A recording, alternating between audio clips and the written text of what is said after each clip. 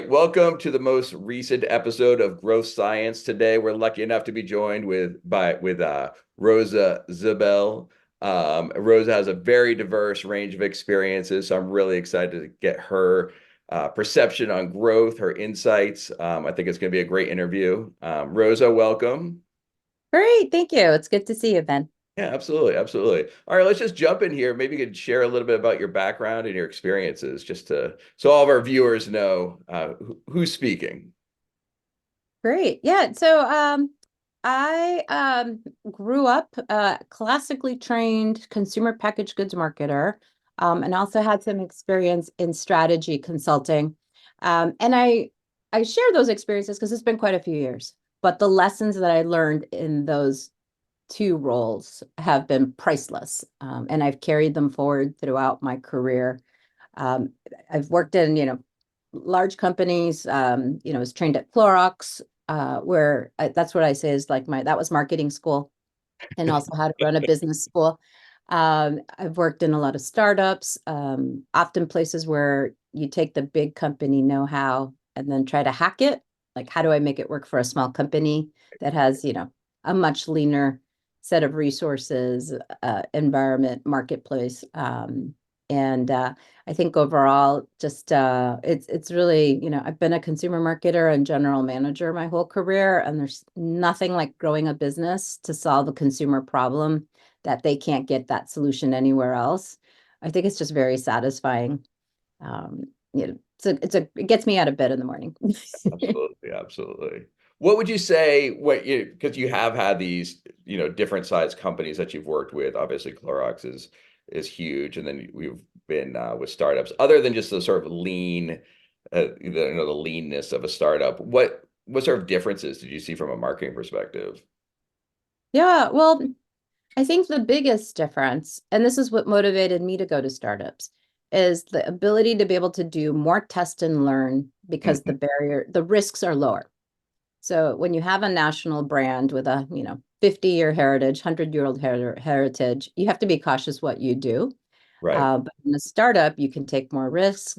Um, Most startups are disruptive. You're in uncharted territory. It really allows you as a marketer to be more creative, to be able to experiment.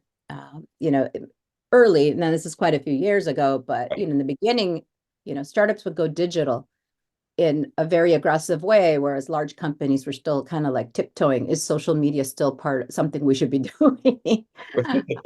And so, I laugh now because, if you're not on social, you're dead. But, just in general, I think it's the ability to be more nimble and just test and learn. And if something doesn't work, you pull the plug. right, Um, right.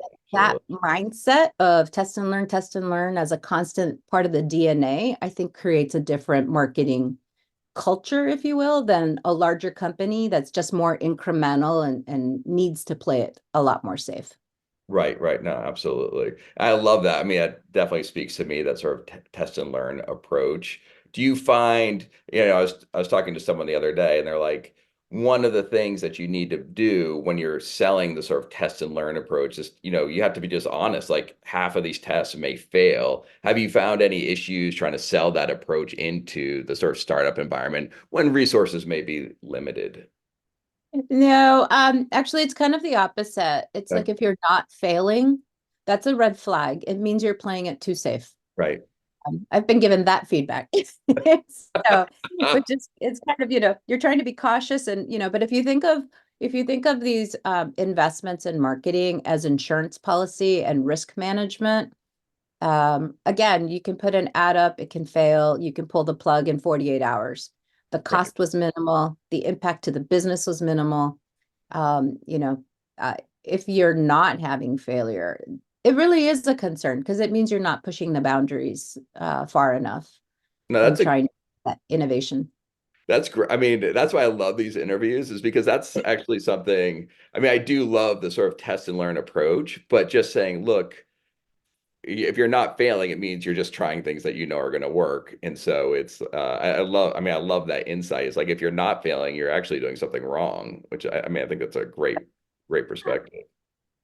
Yeah. Now, what you do want to do, however, is, I don't know. I think of it, I'm gamifying marketing here. It's like you want to beat the test cell. You always want to beat the A cell, beat the A cell. And at some point, you'll hit a wall. But you always want to start. You always want to show progression. Right. So it may not go all the way to bright, but the fact that it's 10% better, 50% better than it was last week shows that you are on the right trajectory. Right. Yeah, absolutely. And those wins add up at the end of the day. So that's great. Yeah. So throughout your career, and you may have different perspectives, depending on which organization you're working with, but what do you see as some of the keys to, growing a business or organization successfully? Yeah, I would say there's two real big themes that I've seen consistently in successful organizations. Hmm. The first one is know your customer, know your consumer, the customer. Like you really need to understand who's buying your product, who's using your product. They're not always the same person, but really understand what makes them tick. What do they lose sleep over at night? And what's the job that your product or service is filling for them? Hmm. And I say it's important because I've been in places where you have great technology, amazing. And you're as a marketing team trying to hunt down a customer for the technology. Right. You really need to be very solutions oriented and like what problem are you solving? And if you don't know who your customer is, you don't know what that problem is. It's really interesting. I think it makes a huge difference between the companies that win and the ones that don't. Mm. You have to have that customer centricity, that acumen to really understand who you're serving. At the end of the day, they're the ones that are really, truly, they're the ones that are driving the revenue. So if you're not serving your customer particularly well, it'll be a bumpy road. Right. And I think the second thing, the companies that I've worked at, even when the products were not as innovative or not as exciting, companies who have good alignment internally, Mm. they have a North Star, they know what their purpose is, they know where they're going. Um, when I've been to companies where, strategic planning is completing in May for that calendar year, Right. those are not winning formulas where even if I worked at one company and did some interviews asking people what they thought the brand stood for. Hmm. I talked to 15 executives from different functions and different departments, but really trying to understand, do you know what this brand stands for? I Right. got 15 different answers. So, So if you don't even have a common understanding of what your business is, what you stand for, then how can you operate a company off this? It's just people are all operating on their own understanding of the business, right. and that does not bring cohesion, integration. It caused a lot of problems at that organization. There was a lot of toe stepping and like miscoordination. Right. Uh, Right. and I think that was, a really giant red flag. So anybody running a company, like make sure you're all on the same page. What Right. are you doing and where are you going? I think is really important. No, that's terrific. And more tactically, for both of those points that you raised, which I think are terrific, what would you say? Like, how do you have a process you go through to understand your customer better? Are there certain tactics and tools that you use? And the same thing, actually, in terms of sort of defining the strategic direction or the vision. Do you have a process that you like to go through to help understand or help the company understand where they're trying to get to and get alignment? Yeah, I think so. I think one of the things in terms of, and I'll speak to the consumer, like how do you get your consumer or your customer insights? I always like to start with qualitative research. And the thing it's funny, depending on the size of the company, if I was at a larger organization, you might have a professional moderator, talk to like 100 customers and you get a lot of richness and depth. At a smaller company, I've posted ads on Nextdoor recruiting consumers and talked to 6, 12 smaller. And it's amazing, the way that, we're coming from a larger company. You always had the perception it had to be statistically significant and you needed a large audience. And the Right. reality is, having shifted to high growth, leaner organizations, you can get a lot of good information just interviewing customers one on one or consumers one on one. and maybe a handful of interviews. You want to get the language, you want to understand all that qualitative, the richness that you'll never get out of a quantitative survey, Right. or a performance ad. You'll hear what, but you won't know why, and that's what Right. you're really trying to generate. I would Right. say the second piece from there is then once you've got hypotheses formulated, is then going into a quantitative, survey type approach. And that's so that you have projectable insights. Right. It's Right. one thing to talk to 6 people, 8 people, you get really great hypotheses, but if you're going to go national, you want something you can actually sink your teeth into. And that's when you need to talk to, hundreds of consumers, not, like a dozen. Right. I love that. So you use the qualitative to basically form your foundation, form your hypotheses, and then use the quantitative part of it to actually, verify that what your conclusions are accurate and that you'll be able to scale based on what you've learned. Yes.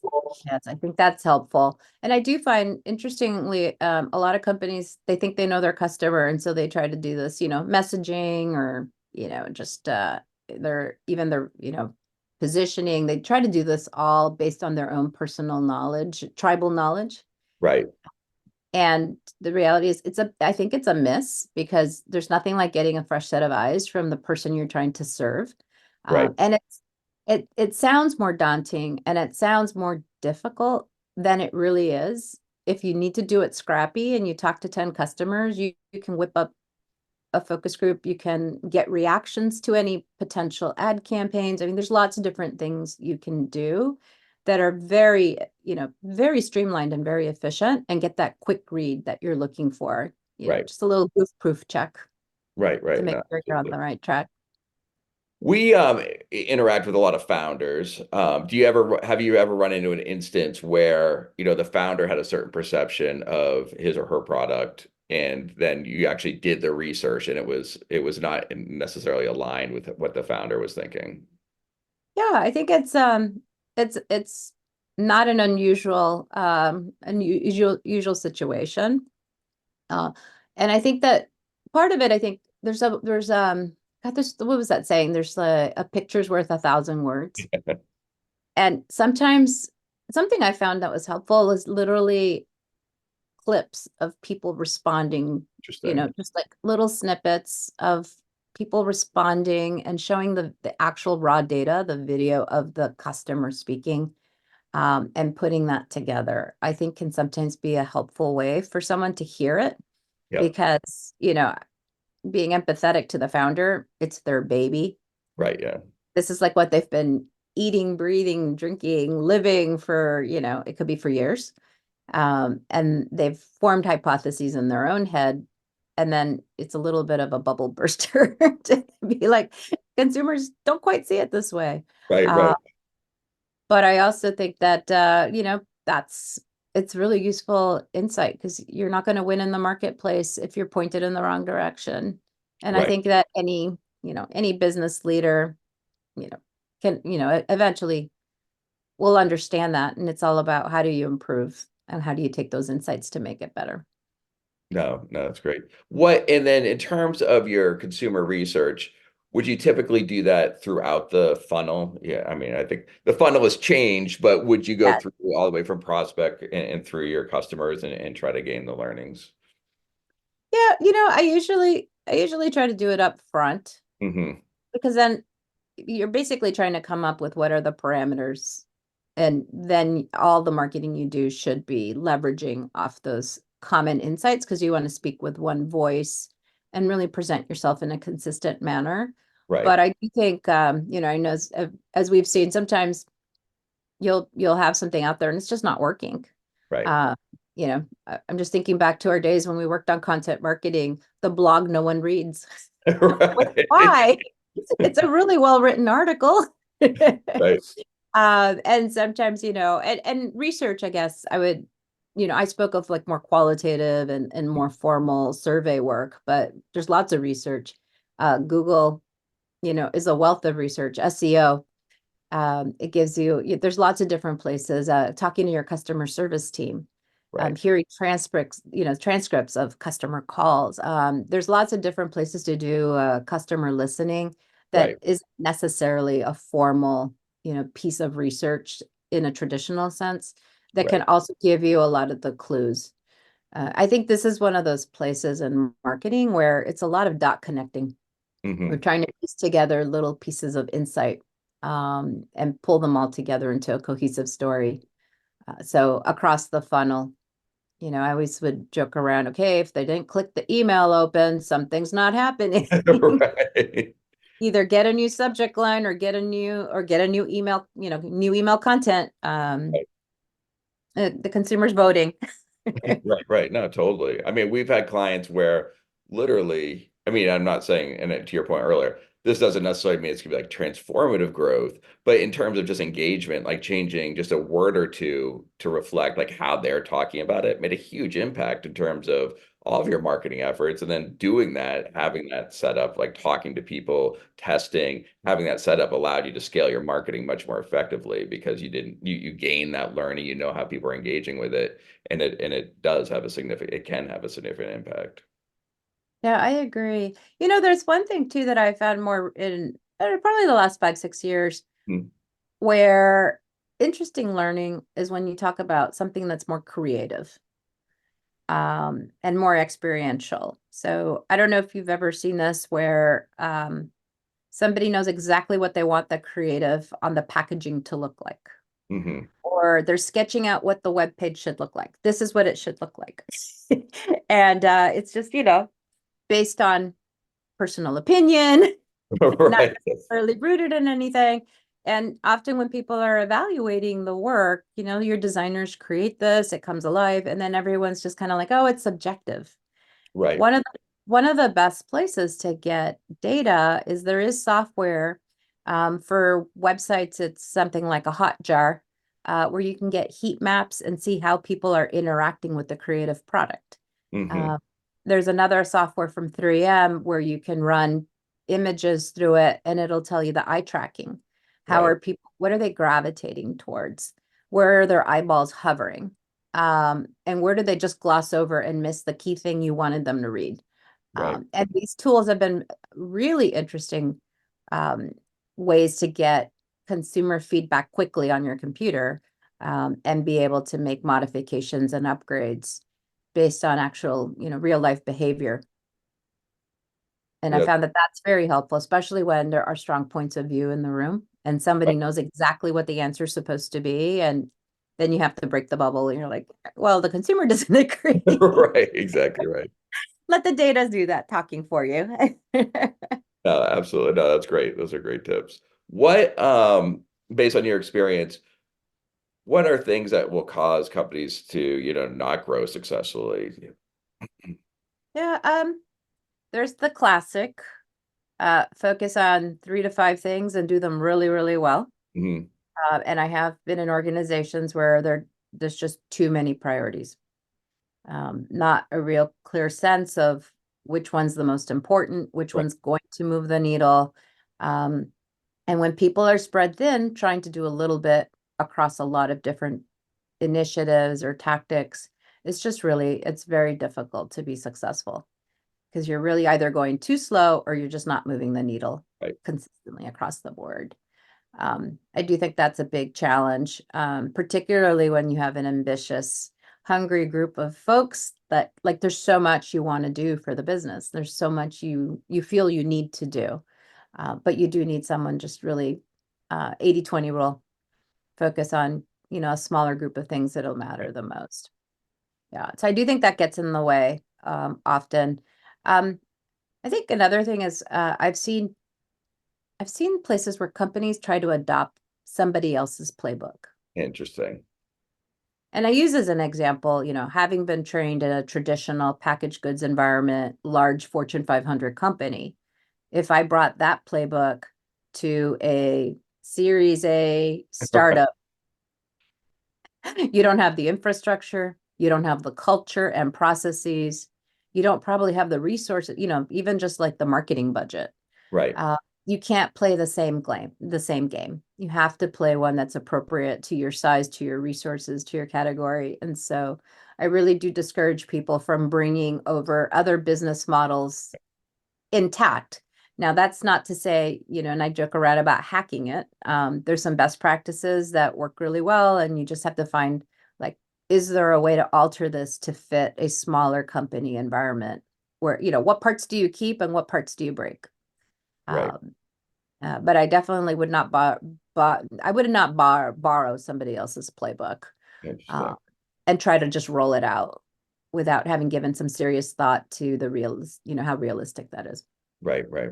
No, that's great. What something that I posted about the other day, and I would just be curious to get your thoughts on it because you have worked with nonprofits, you've worked with startups, you've worked with obviously large corporations, but I feel like in general, yeah, I feel like many B2B SaaS brands kind of lack authenticity, and I feel like as you as a marketer has always sort of brought an authentic approach. I don't know if you have any thoughts in terms of in the B2B SaaS space that feeling of authenticity and is there an opportunity for them to be more real?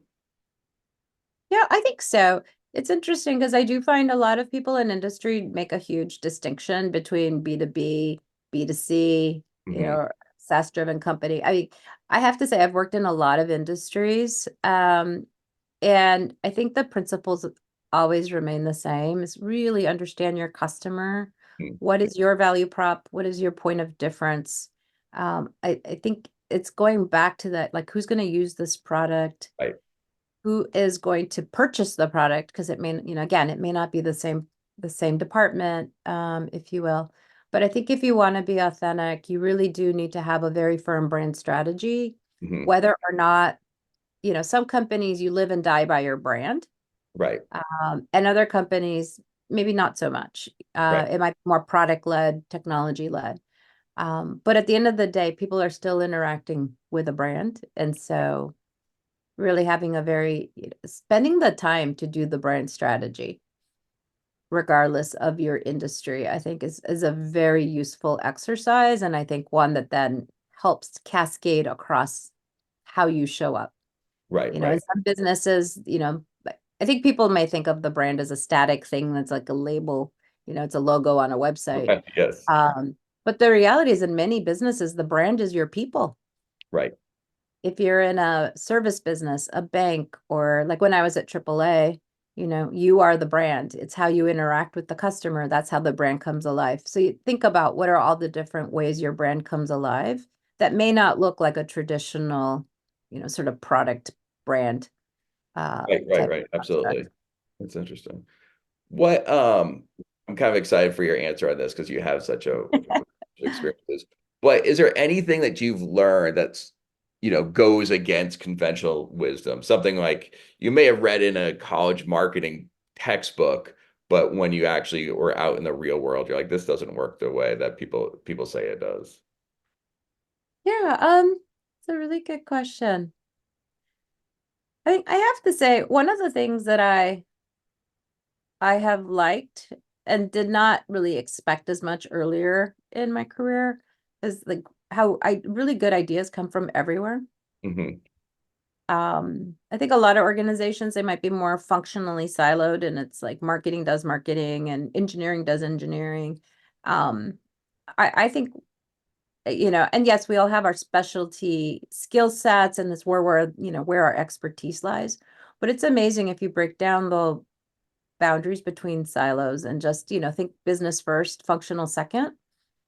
You can get some really sharp ideas in other areas of an organization and from people that you would least expect Right. it. That defies conventional wisdom, that the experts know more. It's actually not necessarily the case. We're all consumers. We're all users of a product or of a service. And I'm always amazed when you get just that little nugget of something super brilliant that came out of some place where you just, someone mentioned something that you wouldn't have expected. And you're like, oh my God, that's a really smart idea. I Uh, love that. let's take it and run with it. Right. No, I love that. I love that. So we're headed into 2024. is there anything that you're like excited about? Anything that's on your radar that that's interesting to you? Maybe Oh new. yeah. Yeah. So I'm going to sound like every other marketer, I'm sure, out Right. there. I don't know. This is the unique idea, but I love what AI is bringing to the industry. Hmm. And I spent, I guess in the last 3, 4 months, I've been to a few seminars and workshops and heard some speakers and different aspects of AI. And I think that the potential is huge. Hmm. Uh, there's the low hanging fruit, like facilitating writing, making it faster to edit or change the tone of something. There's a lot of those sort of, like, I call that very lower order functions. But Hmm. there are companies now using AI to create commercials, Hmm. to actually create, their radio campaigns, to create images. I don't think the free off the shelf stuff I can Google does necessarily produces the right sort of quality. Right, Uh, right. but I'm hearing about a lot of companies investing in it. There was a gentleman who was the CMO of a longtime Silicon Valley tech brand, and he had two teams. One used AI to create their commercial campaign, and the other one had a group of creatives.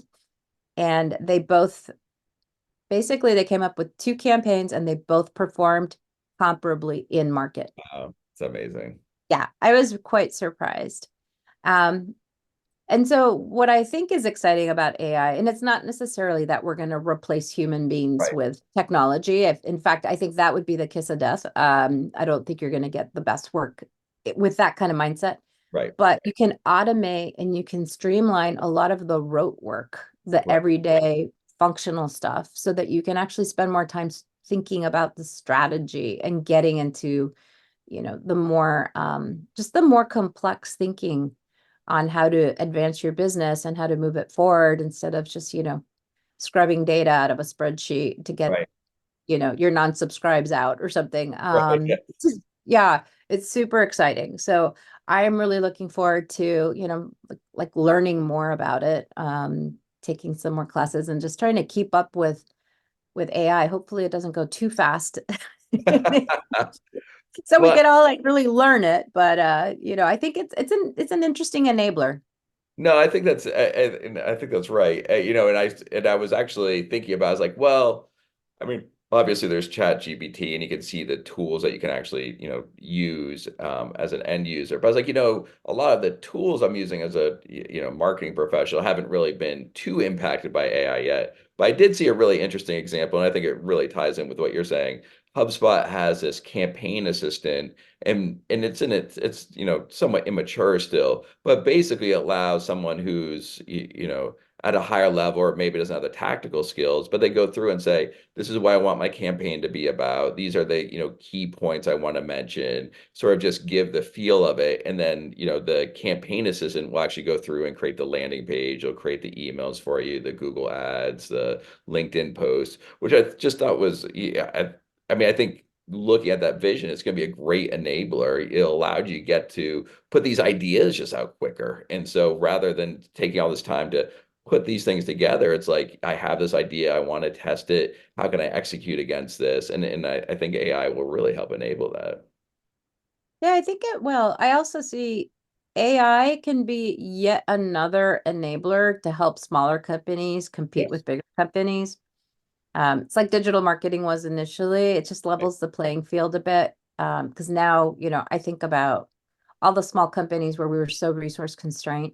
Right. It's gonna give you more, it's gonna give you more capacity, Right. um, to be able, like you said, come up with just test material. It doesn't even have to be permanent, but just some concepts that you can start to at least get some quick feedback to. And Right. Yeah, absolutely. Yeah, I think there's been no, I think this is the best time to be in marketing and really to be in the sort of startup environment. There's so many tools available. It's changing. You're able to move faster, learn more. I think this is just a great time to be doing what we do.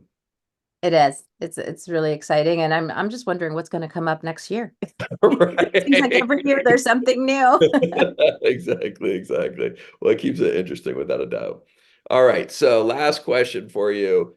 Obviously, we're in the January 2024. Is there one thing you would recommend for companies who are looking to grow in 2024 do right now to, put that in place to help it make it happen?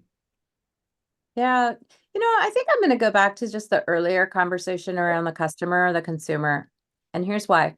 The more the year goes by, the less like capacity and time that people feel to invest in these sort of things. Early Interesting. year is it's the time. Q1's the time to knock it out. If you've been procrastinating, not doing some research you were wanting to do or do some evaluation, this is a good time because then once you get into the nitty gritty and you're really your projects, we're all on tight timelines and really trying to move fast. You get to the point where it's just a lot harder. It's harder from a trade-off standpoint and resources and Right. all to do some of this, like what I call longer term investment. It's a Mm. little of go slow to go fast. Right. Uh, and this is a great time of the year to do it. All right. So you're right. You would recommend that go out there and go get to know your customers better, Yeah, take steps to understand what they're looking for and you'll be able to leverage that throughout the rest of the year. exactly. You get the ROI for the next, whatever, 8, 10 months. Right, exactly, exactly. No, that's a great tip. That's a great tip. I love it. Well, it's so good to talk to you, Rosa. I really appreciate your time. I think you had some terrific insights. And thank you for sharing. Great. Thank you, Matt. It's always so much fun to catch up. Absolutely.